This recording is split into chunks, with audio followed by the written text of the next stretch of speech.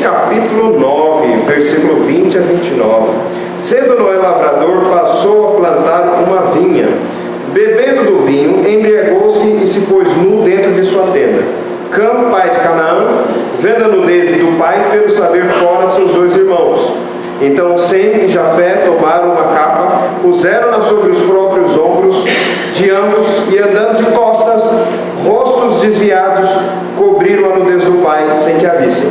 Despertando Noé do seu vinho, soube o que lhe fizeram o filho mais moço e disse: Maldito seja Canaã, seja servo dos servos a seus irmãos.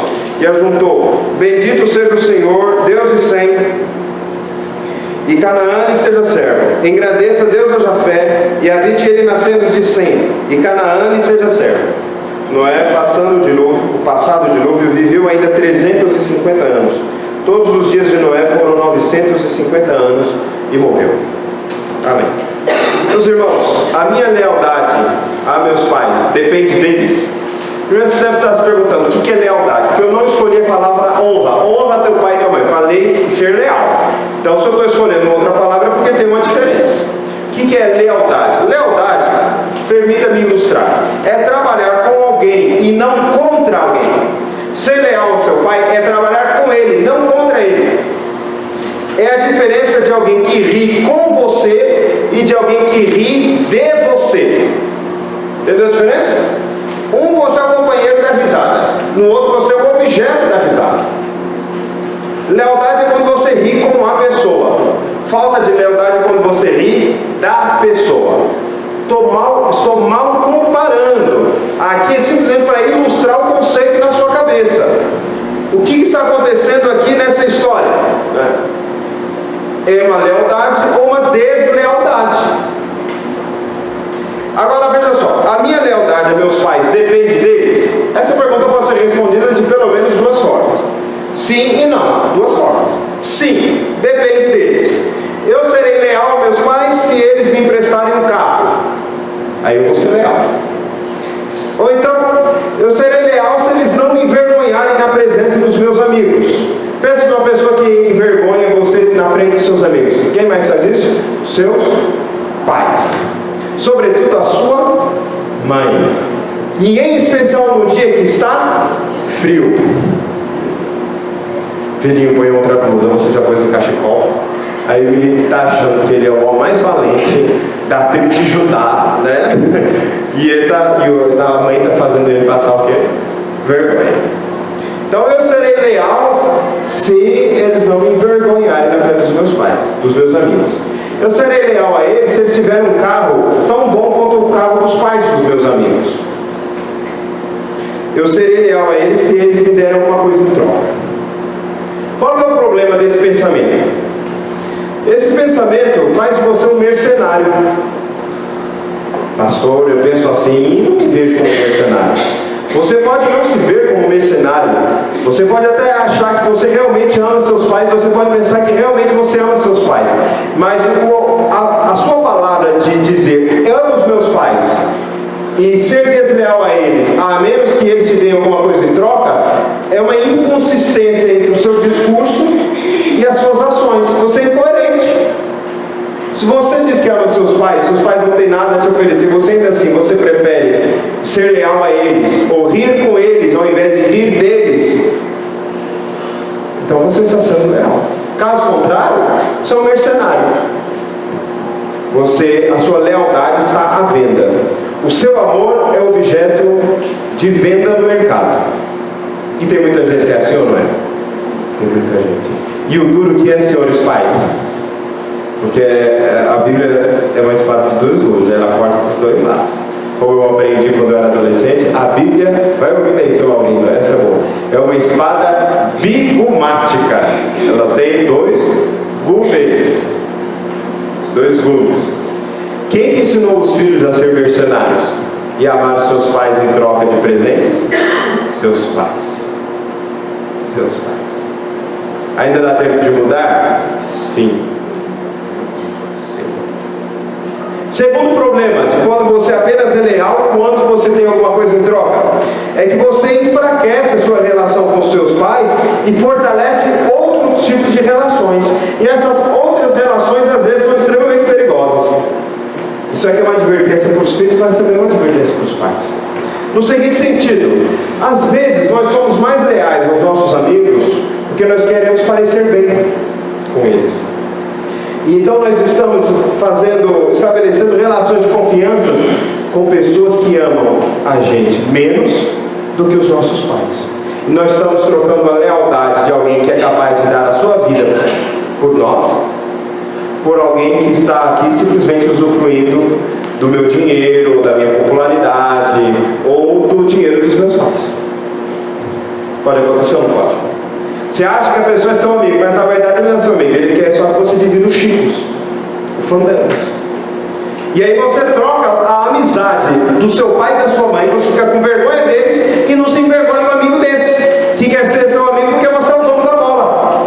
No dia que a bola for do outro, ele é amigo do outro, não seu amigo. E você fica se envergonhado com seu pai, com sua mãe, e não fica envergonhado com um amigo desse. Eu teria vergonha, era de levar um amigo desse para meus pais conhecerem. Não é assim que a gente tem que fazer? É assim que a gente tem que fazer. Meus irmãos, resposta sim para essa pergunta não dá certo. A minha lealdade a meus pais depende deles? Se eu responder que sim, eu já estou mostrando que não tem como dar certo essa resposta. Sim não é uma boa resposta. Não é uma resposta melhor. Então eu vou melhorar a pergunta. Devo ser leal ao pai ou à mãe cheia ou cheio de defeitos? Piorei a pergunta? Piorei a pergunta. Se meu pai for cheio de defeitos, a minha mãe for cheia de defeitos, ainda assim devo ser leal? Porque se a gente pensar, às vezes você está pensando, pastor, você está falando de lealdade aos pais porque o pai de Cã, Sem e Jafé, ele simplesmente tomou umas. O primeiro inventor do corote, pelo menos de vinho, parece que foi Noé. Então o sujeito tomou todas, foi para dentro da sua tenda e ficou sem roupa. Pastor, meu pai faz coisa muito pior. Minha mãe faz coisa muito pior. O que o Noé fez é café pequeno. Os irmãos vão vendo, conforme for falando, que essa resposta, ainda assim, a resposta deve ser que você deve ser leal a seus pais, cheios de defeitos. Sabe por quê? Porque só existem pais desse tipo. Só existem pais cheios de defeitos. Meu irmão, não existe mãe perfeita. Mãe perfeita só existe na cabeça da mãe. Da mãe, ela. Porque se ela pensar, minha mãe não foi perfeita, a minha colega não é uma mãe perfeita, mas tem muita mãe que pensa exatamente assim, mas eu sou uma mãe perfeita. E elas ainda dizem um ditado: uma mãe é para 1000 filhos, e um filho não é para uma mãe. É óbvio que não é. No ditado já está dizendo por quê. Porque ela, como filha, não é para sua mãe aquilo que ela é para seus filhos. É óbvio. O ditado é autofágico. Você sabe o que é autofágico? Ele é como uma cobra que engole a própria cauda. Ele está comendo a si mesmo. Ele está se destruindo. O ditado se destrói. Sabe por quê? Porque você, mãe, é imperfeita. Você não é perfeita. E você, filho, você não é perfeito. E você, pai, você não é perfeito. E nós normalmente achamos que o outro é imperfeito, mas nós normalmente pensamos que nós somos imperfeitos. E só existe pais imperfeitos porque só existem deste lado da eternidade pessoas imperfeitas. Só existem pessoas imperfeitas. Então você tem que ser leal aos seus pais, mesmo com ele com seus defeitos, porque não tem pessoas sem defeito, inclusive você mesmo. Você mesmo é um filho imperfeito. Mas isso nós encontramos no texto em forma de 3 argumentos. Primeiro, Noé pecou, mas seu filho pecou mais. Já falei sobre isso. O filho que viu o pecado do seu pai, sem perceber o seu próprio pecado. Ele viu a bebedeira do pai, mas ele não viu a própria deslealdade. Ele viu a incoerência do pai, mas ele não viu a sua murmuração. Ele viu que o pai tinha defeito, mas ele não viu os seus próprios defeitos. Nós não fazemos isso? Nós achamos que os nossos pais são cheios de defeitos, mas nós esquecemos que nós também temos defeitos. Nós também somos cheios de defeitos. Nós também podemos melhorar em muitas coisas, mas normalmente nós vemos o problema do outro. Cã fez exatamente isso. Segundo lugar, Noé não perdeu toda a sua percepção Pastor, que divisão é esta? Parece que veio de um livro dos puritanos, que a divisão tinha 3 linhas. Vou repetir, depois eu vou trocar de palavras para resumir. Noé não perdeu toda a sua percepção espiritual com o seu pecado. Ou seja, o filho só viu o problema, não viu a solução. O filho só viu o pecado, o filho não viu a graça de Deus. A pergunta é: Noé deixou de ser um homem de Deus porque tomou todas, bebeu e ficou nu dentro da sua tenda, sem roupa? Ele deixou de ser uma pessoa que tinha algum envolvimento com Deus? Onde que nós encontramos nesse texto? Assim que Noé sai de sua bebedeira e ouve as informações a respeito de seus filhos, ele, no nome de Deus, é capaz de proferir uma profecia. E a profecia dele era a palavra de Deus na boca dele. Ele diz da onde viria o Messias. Ele fala de onde viria o Redentor. Maldito seja Canaã, seja servo dos seus servos, ou servo dos servos a seus irmãos. E ajuntou: bendito seja o Senhor, Deus de Sem, e Canaã lhe seja servo. Engrandeça Deus a Jafé, e habite ele nas tendas de Sem, e Canaã lhe seja servo. Ele vai apontando o caminho, ele vai profetizando. O Warren Wiersbe, comentando este texto, nos declara que Noé não teria a rigor amaldiçoado seus filhos, mas profetizado aquilo que ele estava enxergando, inspirado por Deus, inspirado pelo Espírito Santo, aquilo que ele enxergava pelo comportamento de seus filhos, qual seria o futuro deles. E o futuro de Cam, já que ele era desleal a seus próprios pais, não poderia ser outro senão uma pessoa maldita na terra. Ele não tinha como prosperar. Uma pessoa que é desleal aos próprios pais não tem como dar certo na vida. É o tipo de pessoa que puxa o tapete dos outros e sempre é puxado também do seu próprio tapete. É uma pessoa que vai semeando, porque a maior e a mais profunda lealdade que a pessoa deveria ter, ela não é capaz de ter. Quantas pessoas, meus irmãos, havia naquele momento na face da terra? 6 pessoas. Se as pessoas já tivessem filhos, netos, 10, 15, não tinha tanta gente assim. E mesmo assim, não havendo tanta gente assim, Cam escolhe ser desleal. Então veja, era da natureza dele. O que ele iria fazer? A deslealdade estava estampada em seu rosto. Era um pecado, seu pecado de estimação. Embora Noé tivesse pecado, o seu pecado não expulsou da função, da posição de profeta e de mediador da aliança da preservação. Por quê? Porque onde abunda o pecado, superabunda a graça. A graça e a misericórdia de Deus cobrem multidão de pecados. Cam olhou o pecado, mas não viu a graça de Deus. Muitas vezes, irmãos, nós, filhos, vemos o problema, mas nós não vemos a solução, a graça de Deus na vida das pessoas.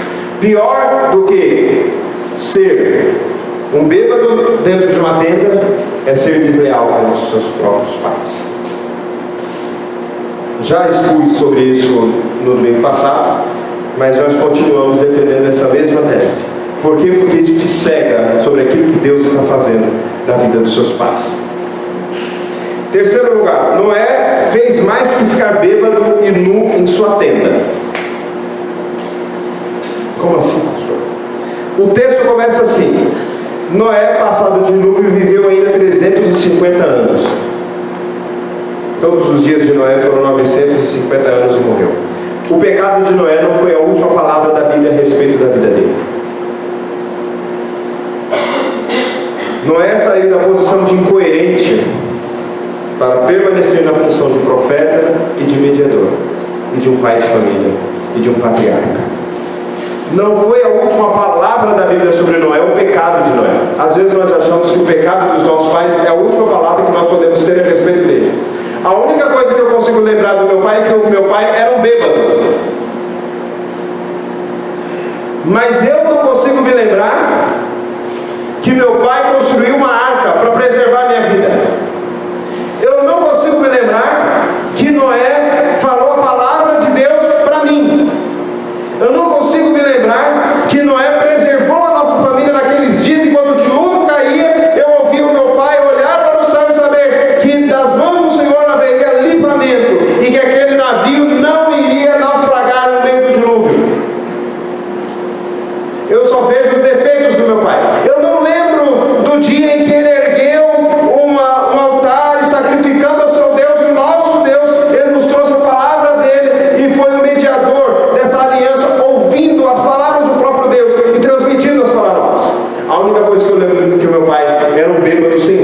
de uma pena.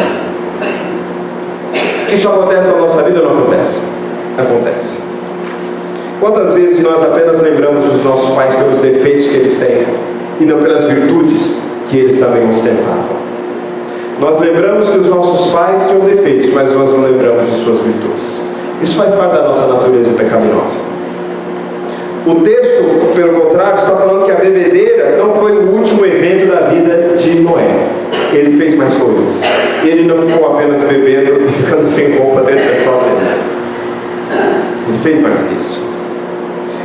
Um amigo meu, certa vez, dizendo de um outro amigo que tínhamos em comum, ele falou: nós vamos atrás de fulano, vamos fazer uma visita para ele? Vamos. Só que agora ele está trabalhando.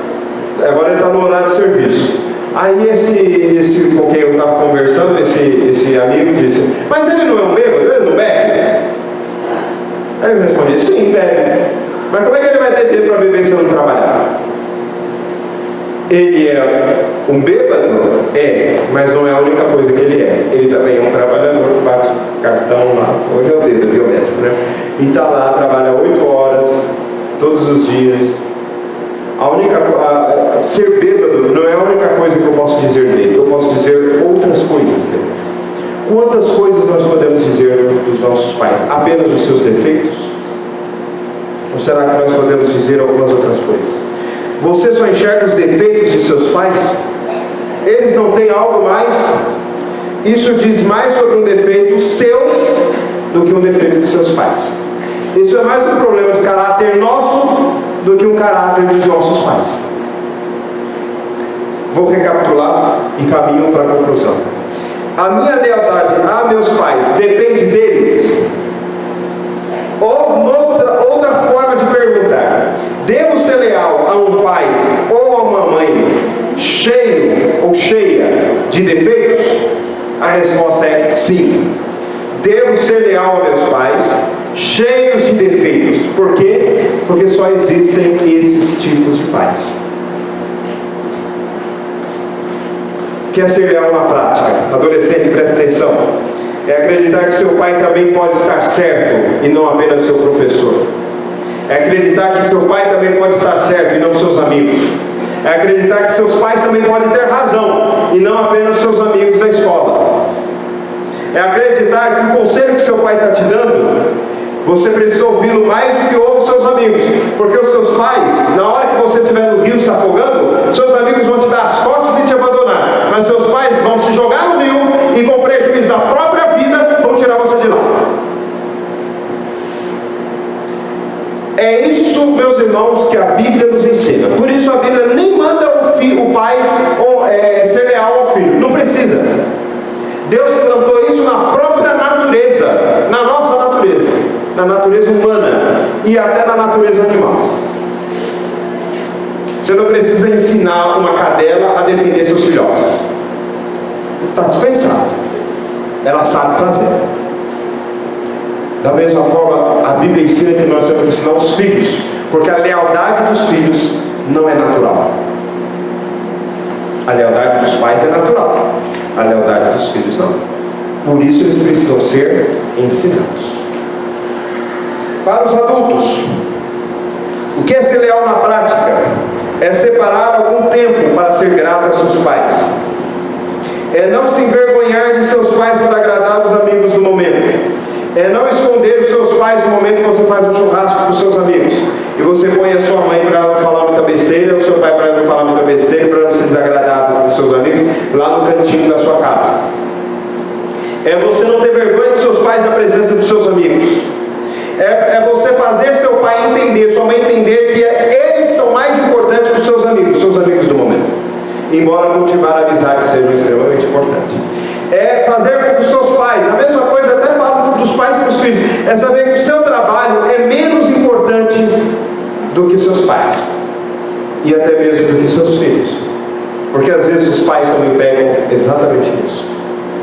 Embora os pais estejam tão preocupados em dar a melhor camiseta para os filhos, às vezes o que o filho não é a melhor camiseta, mas um pouco de tempo dos seus pais. Continuo a me dirigir aos pais, ou melhor, aos filhos. O que é ser leal aos seus pais? É não barganhar sua lealdade bicicleta, eu terei orgulho dele. Se o meu pai tiver o melhor carro, eu terei o orgulho dele. Se o meu pai tiver a melhor roupa, eu terei o orgulho dele. Mas se meu pai chegar num de Fusca, os meus colegas todos andando de carro importado lá, e só o meu pai de Fusca, vou morrer de vergonha dele. Sabe o que é ser leal aos seus pais? É ter orgulho do Fusca do seu pai. É isso. Enquanto você não tiver orgulho do Fusca do seu pai, você não é leal a ele. É defender quando os seus pais são criticados pelos seus amigos. É não dar risada dos seus pais e dos seus amigos. Se puder ter um carro melhor, não estou falando que precisa ter um Fusca assim, né? Parece até aqueles elogios. O povo coloca lá no Facebook: ah, se você não tem vergonha de comer um prato desse, dá uma curtida. Meu irmão, eles postam cada prato feio, que eu falo, não, eu tenho vergonha. Só quem for snob não vai curtir. Meu irmão, você pode achar que eu sou snob, porque um prato daquele não tem como não. E a pessoa ainda fala: olha, isso aqui que é um prato, meu irmão, prato feio, tudo misturado. Você sabe que a pessoa que deixa tudo separadinho no prato sou eu, né? O arroz está aqui, o feijão está ali, que tá, sabe? Ele ainda põe a farofa no meio para ele uma coisa não chegar na outra. Não é isso? Cada um põe o prato que quer, né? Não tem nada a ver. Agora, então a mensagem não é um elogio para coisa feia ou para coisa ruim. A mensagem é para que você não dependa do que o seu pai tem, do que sua mãe tem. Você não depende do que ele tem para ser leal. A única coisa que você depende é de ser uma pessoa cristã, um discípulo de Jesus, e que precisa ser leal aos pais. Por quê? Porque Jesus ensina isso. Exatamente. Agora você consegue imaginar como seria uma família com esses fortes laços de lealdade? Seus filhos vão aprender como tratar você, meus irmãos, olhando como você trata seus pais. Seu filho está te observando a forma como você trata seus pais, para ele te tratar igual você trata seus pais. É isso. A palavra aponta o caminho. O exemplo arrasta. Um pai que fica falando com o filho: olha, filho, estuda porque ler é importante, mas o filho não vê o pai pegar num livro. Pode até ser que o filho queira pegar num livro por curiosidade, mas vai ser por curiosidade, não por causa do seu exemplo. A mesma coisa funciona nesse sentido. Se você trata mal os seus pais ou os avós dele, ele está aprendendo como os pais devem ser tratados pelo seu exemplo. Agora eu pergunto: como será a sociedade se os filhos se tornarem cada vez mais leais a seus pais? Os professores vão perder a força que eles têm para doutrinar seus filhos. Todo professor é desonesto? Não. Todo professor vai ensinar coisa errada para o filho? Não. Mas a verdade é que eles têm poder se quisessem. Embora a realidade das escolas, sobretudo das escolas públicas, é que o professor normalmente não consegue ensinar nada. Por quê? Porque os alunos são indisciplinados dentro da sala de aula. E eu vou dizer uma coisa que eu vou confessar. Estou falando isso daqui bem antes do presidente da República começar a fazer campanha e dizer. Então não estou copiando ele também não. Eu digo isso aqui antes. E vou dizer de outra pessoa que já dizia isso. Abraham Kuyper, do livro Calvinismo. Enfraqueça as famílias que você fortalecerá a escola e o Estado. Porque se o seu filho não é leal à sua família, ele escolherá a sua lealdade para alguém. Agora permita-me ilustrar. Você brigou com seus pais por causa de Bolsonaro ou por causa de Haddad? Então quer dizer que sua lealdade está mais no Haddad e no Bolsonaro do que a seus pais. Você arranjou confusão na sua família toda por causa de política? É porque sua lealdade está na política, não com seus pais. Estou aqui falando isso faz tempo, não estou? Depois que passa a eleição, o sangue esfria, a adrenalina baixa, e aí a gente começa a pensar: gente, eu fiz isso. Falei, quem vota no Bolsonaro tem que morrer todo mundo. E outro, quem vota no PT tem que morrer todo mundo. Se defender o PT é petralha. Se defender o Bolsonaro é alienado. Meu irmão, nem todo mundo que defende Bolsonaro é alienado. Todo mundo que defende o PT é ladrão, não. Cada pessoa. Analisa cada passo. Mas teve gente que disse que queria que o pai morresse porque ia votar no PT? Teve gente que falou que queria que o pai morresse, postou no Facebook, porque ia votar no Bolsonaro. O PT faz ou no outro. Teve. Muito grupo de família de WhatsApp desfeito? Sim. Muita gente com confusão e com inimizade até na hora da ceia de Natal? Sim. E até hoje tem. Se a sua lealdade ao Haddad ou ao Bolsonaro é maior que a sua lealdade a seus pais, você está precisando rever isso. Você está precisando rever. Se você prefere partido político do que seus pais, cuidado. Pode ser que o Estado já conseguiu enfraquecer as famílias para se fortalecer. Concluo, meus irmãos, com uma nota de profunda esperança. Jesus é o pai dos órfãos e dos filhos de pais desleais. Você espera uma perfeição e uma aceitação dos seus pais perfeita? Você espera ser filho de um pai perfeito? Então a pessoa que você está buscando não é seu pai e sua mãe. A pessoa que você está buscando é Jesus. Há um espaço em sua vida que não pode ser preenchido por seu pai, por mais importante que ele seja. Há um espaço que não pode ser preenchido por sua mãe, por mais que as mães sejam importantes. Esse momento em que você precisa de um pai perfeito é o momento que você se lança aos pés de Deus e por meio de Jesus você fala: Deus, eu preciso de Ti como meu pai. Ele pode ser seu pai se você se comprometer seriamente com o Filho dele, Jesus. E aí sim, você vai ser leal ao Pai perfeito. Amém.